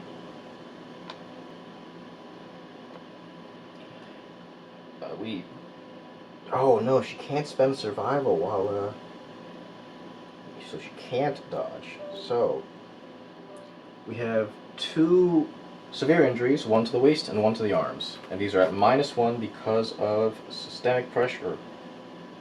Systemic pressure is yeah. I think systemic pressure is the -1 to severe injuries. Torment is brain damage.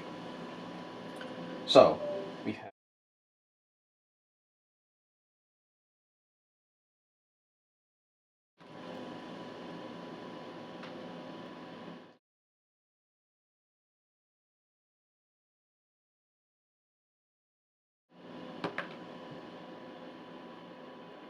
I don't think the lifetime reroll worked.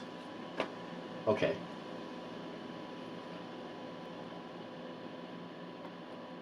So, that is our first death with Riel. It really is a shame that we didn't get the one... What is it? Permanent injury.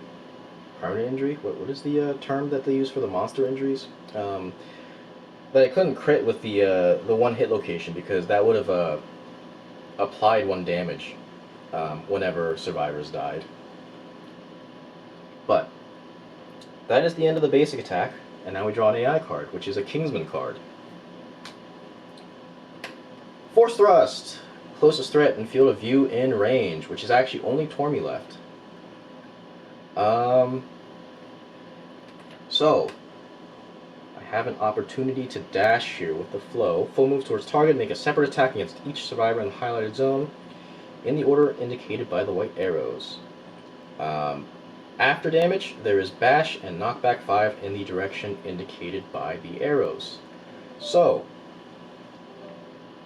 this would be knockback 10.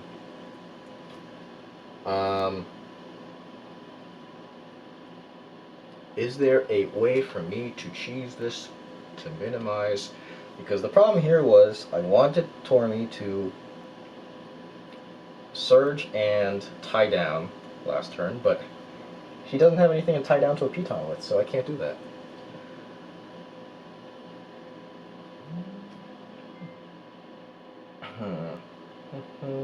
This is Riel.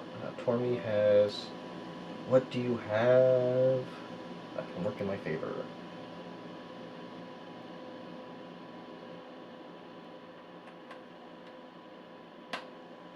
You can block. This is after damage. So I'm going to surge. Whoops. I'm going to surge and then block 2 with a beacon shield. So now, Pariah is going to move into place. Iola cannot suffer bash again because she's already knocked down. Separate attack. This is 5 speed, hitting on 5s.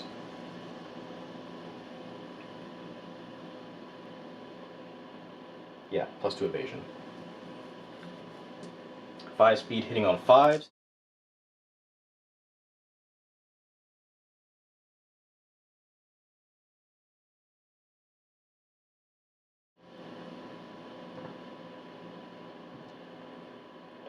Unfortunately,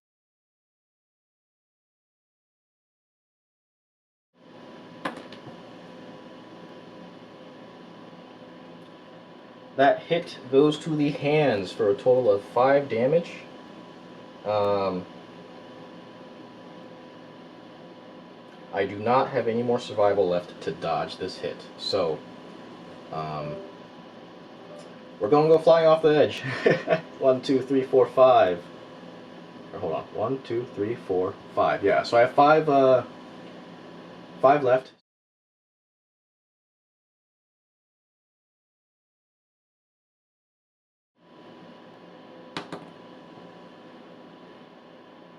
I believe I have a lifetime reroll.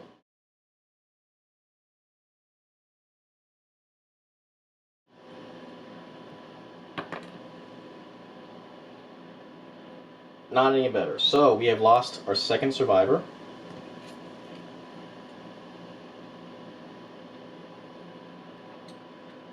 It has been a monster turn since knockdowns, so we have both of these two back up. Distance 1, 2, 3, 4, 5. Okay. So, let's see if I can finish this fight. We're going to start with Iola first. 1, 2, into blind spot. Fist of Hamate is going to smack down on the back of his head. This is 2 speed.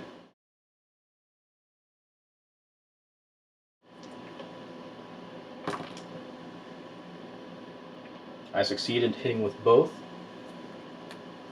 We have, once again, our impervious hit location appearing for our unlucky survivor. Iola is really living up to being unlucky. So, the second place is Wicked Toenails, which is a failure reaction, with a baseline of 10, 13... what are the stats I got? I have Sharp. No, I don't have Sharp.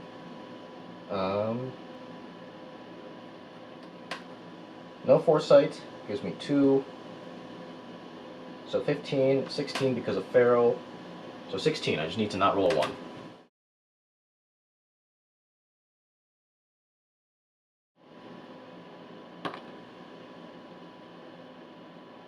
I succeed. I do not get a reaction. So we are down to 5 life on the Pariah.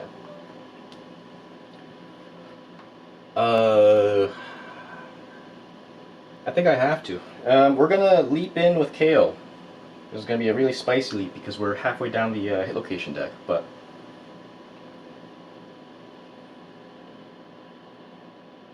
at 5 life, I think I just have to burst him down.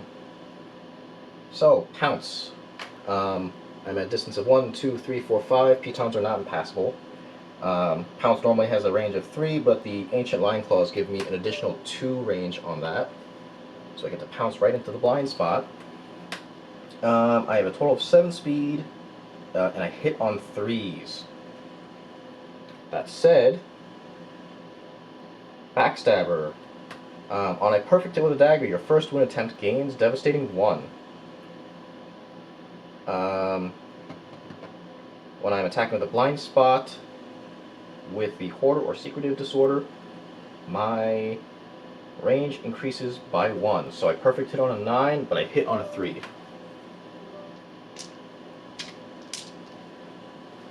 This was 7 dice.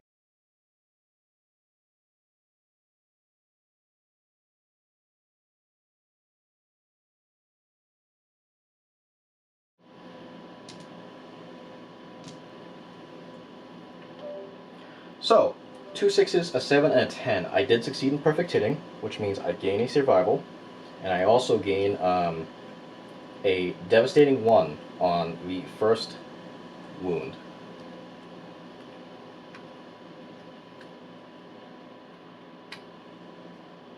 So, 4 hit locations. One of them is a first strike. Shit. I don't have anything to avoid that. Yeah.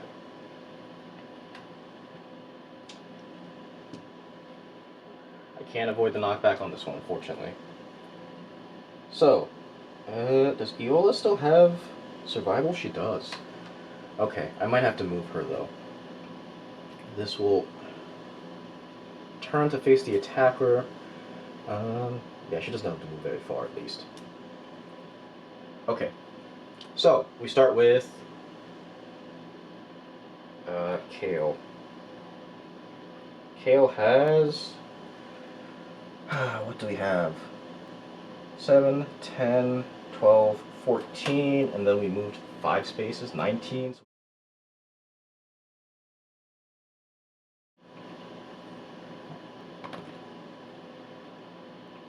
A 3 is 2 wounds, bringing him from 5 health to 3 health. And the first strike reaction goes off. So, turn to face the attacker. The prize, or sorry, we're gonna do prior to the reaction. We're gonna spend survival to dash with the Yola. So she's gonna move 1, 2, 3, 4, 5 into the blind spot, or into facing technically, but it will become the blind spot. Kale is going to be on the receiving end of a kick. All survivors in the kick zone suffer.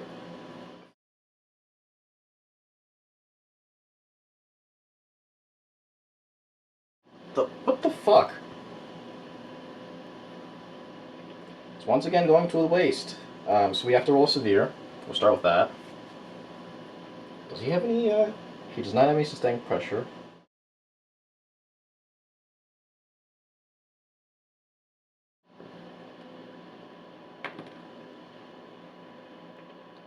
A 10.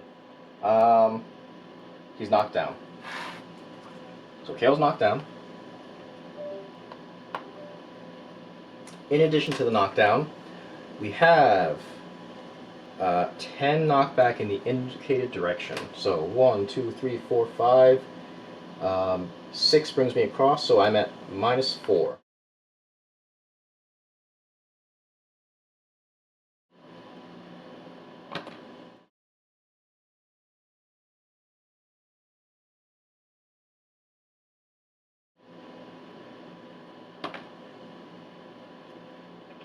A 3.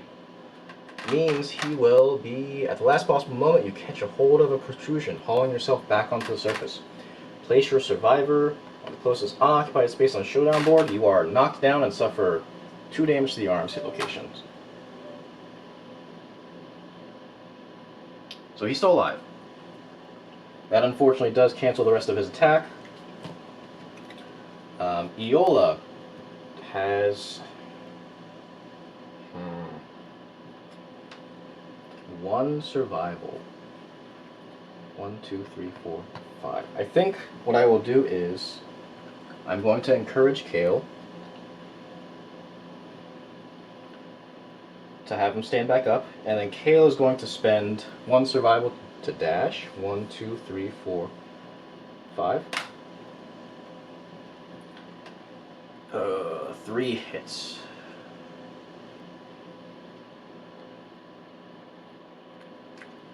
What am I looking at here?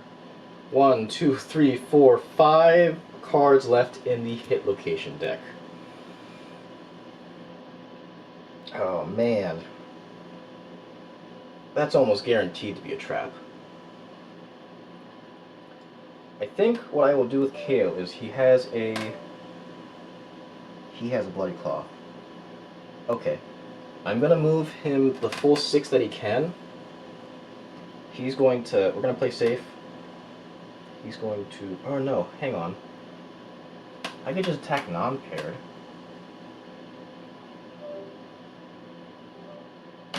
No, we'll play it safe. Surging, we're gonna put a token down to have him use his Bloody Cloth with a surge, and he's going to be, let me reread the text on this just to be explicitly clear.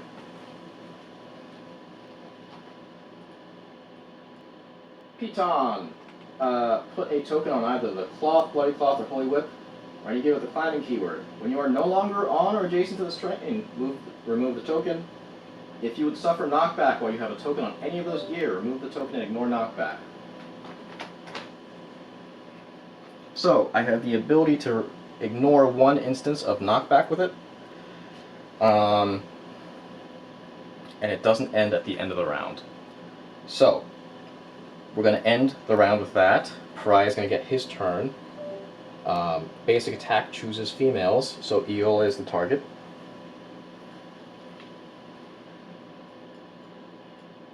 This is going to be a 4-speed, 5-act.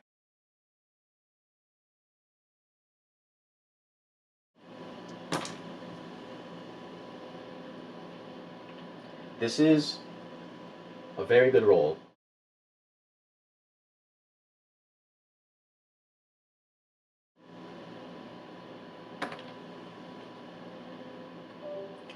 So, that hit lands on the head with +2 damage. That's going to be 4 damage to the head, which she still has all her armor in. So, that gets zeroed out. And we end the basic attack. We have a Black Knight card. Evicting Shout. All non-death survivors. Intimidate all targets. Oh man, we have another basic attack after this. The Black Knight unleashes a rabid bark that reverberates through its armor, rattling survivors' skulls. All non-death survivors will 1d10. If their result is equal to or higher than their courage, they suffer the flee brain trauma. All other survivors stand their ground and gain +1 courage. So, flee.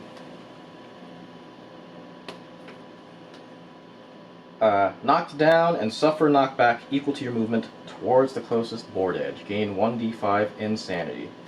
So I need to roll a 1. No, if the result is equal to or higher than their courage. No, this is guaranteed then. I don't think I bother rolling. Kale has spent his lifetime. Eola still has a lifetime, I believe. So that means Kale gets to ignore. So they're both knocked down.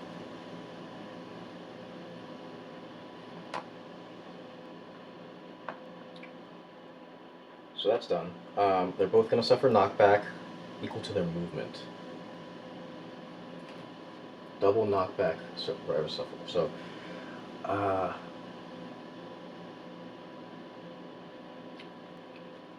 Is knockback?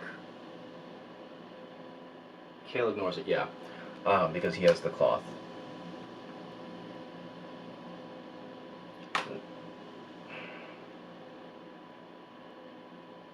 Is there anything stopping me?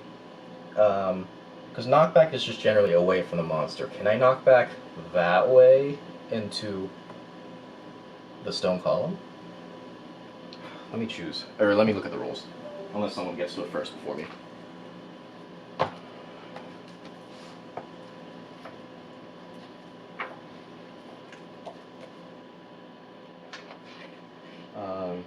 HIJK.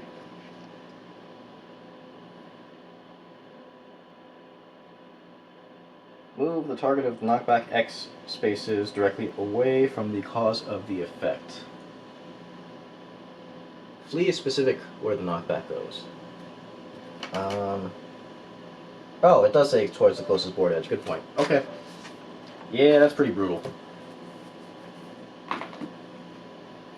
Alright, 1, 2, 3, 1, 2, 3, it doesn't matter. So, 1, 2, 3, 4, that leaves 6 remaining on my scramble roll.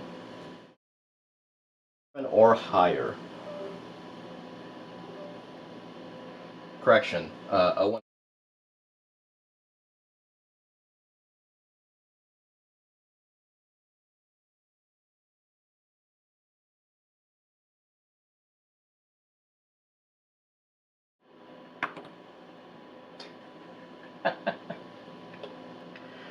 Okay, so, even with the lifetime reroll, Iola is not successful in grabbing onto a dangling ledge as she scrambles off the cliff face. This leaves only Kale, who does not gain a courage. Okay, you do gain 1d5 insanity, though. You gain 1 insanity. Incredible. Okay, so we go back to basic action. Let's see. Threat with highest understanding. So it does target him. No. He's knocked down. He's not a threat. What does Malice Tantrum do?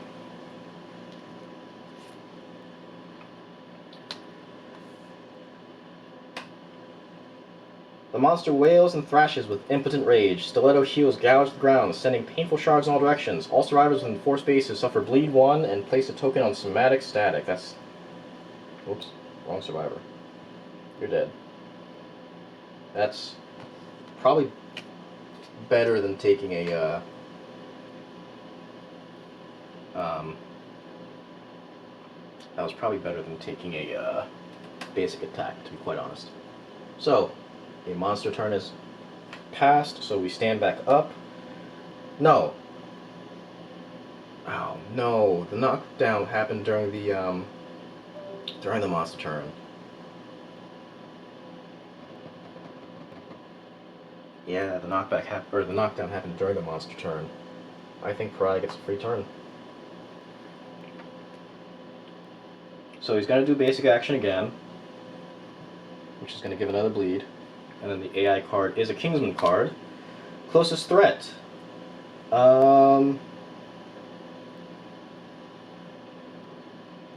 have no threats. Hey, brah, I need a rules clarification. Do you want me to do the instinct on the Kingsman card, or do you want me to do Pariah's instinct? If there are no targetable characters. Malice Tantrum. Alright. So, that is our 4th bleed. And another somatic static, which isn't really applicable. And then we stand back up, finally. Yeah. Dicey. I think at 5 cards left in the hit location deck, we're gonna attack without pairing. 1, 2, 3, 4, 5. Do I want to?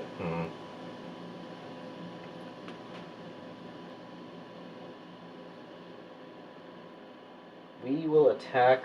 So I'm going to move over there, so that if there is knockback, I get sent along the long side of the board.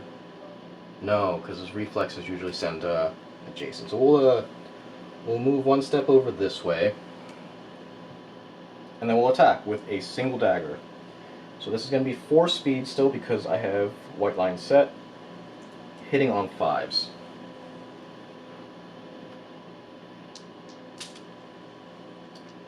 Devastating. Good point. Yeah. The devastating is probably more important than avoiding the reaction. So 1, 2, 3, 4, 5. Or hang on. 1, 2, 3, 4, 5, 6. So I can get over there at least.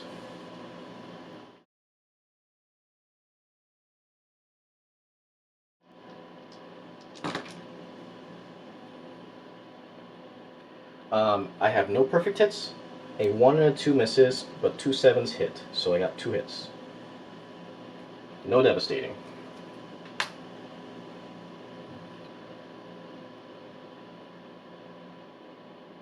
Wow. Bloodstained Tresses, which has no reaction, and Malingering Thigh, which has a failure reaction. I have 3 cards left in the hit location deck, and one of them is a trap. So, we're looking at Oxidized Dagger is 10, 12, 14, 14.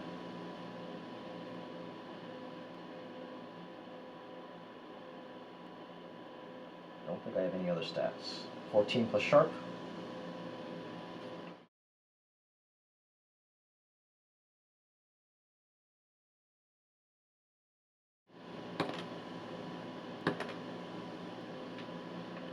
That succeeds. There is no reaction. So we're down to 2 health.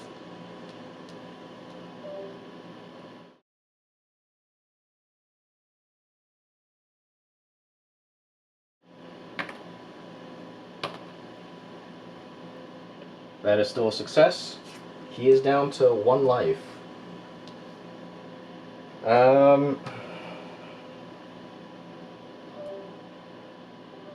I think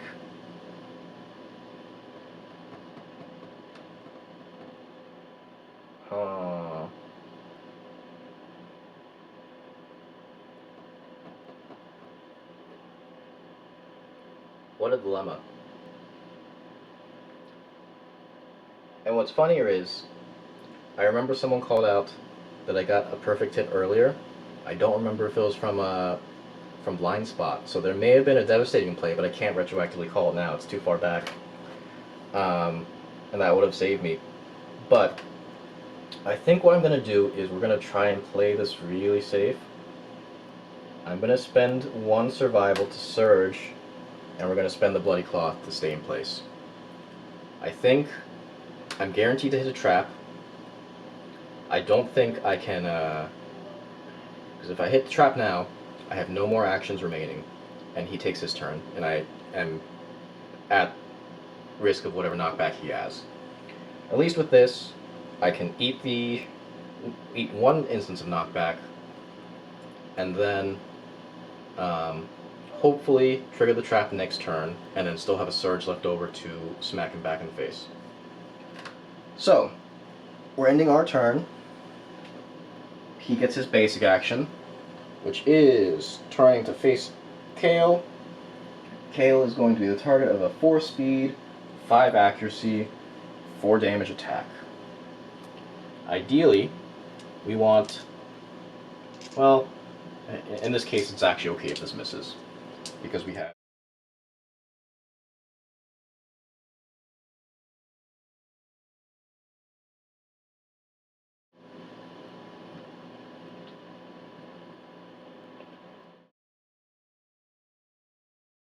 see where it hits. The body hit location, which might still have armor. It does. Oh, but it would be a knockdown. If I were to get knocked down now, I believe I lose my turn. So, I think I will have to dodge this.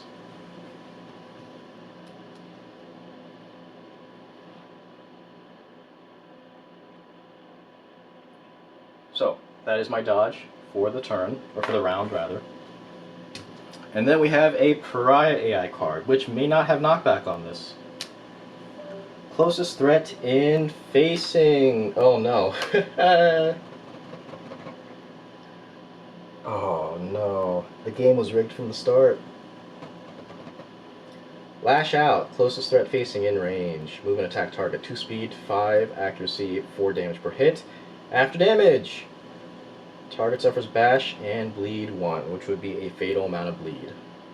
And then, the icing on the cake. If this attack dealt no damage, perform basic action against the same target. Let's see where this goes. I think it's not.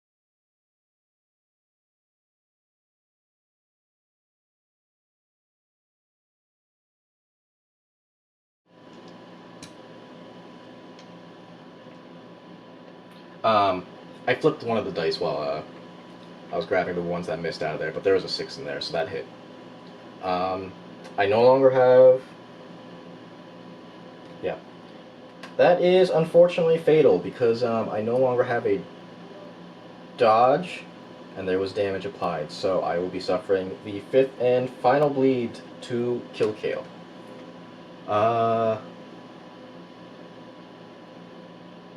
Yeah, that's unfortunate. It was good until Pariah received a surge of strength. So, we'll have to try this one again. But until next time, thanks all for tagging along. Hopefully I can get more of the stream set up in like a functional way, because not having audio when I'm trying to roll dice is kind of annoying. Yeah, it was really close. 1 life left is I'd have to check the replays. I'm not gonna give regardless of what actually occurred, I can't give myself the win because it's my loss at and not paying attention to it. But there is a possibility that I could have won this if I was paying attention and I noticed the perfect hits in from Kale earlier. I know there were definitely perfect hits, I just don't know if they were in the blind spot or not. But yeah, until next time, thanks for stopping by, and take care everyone.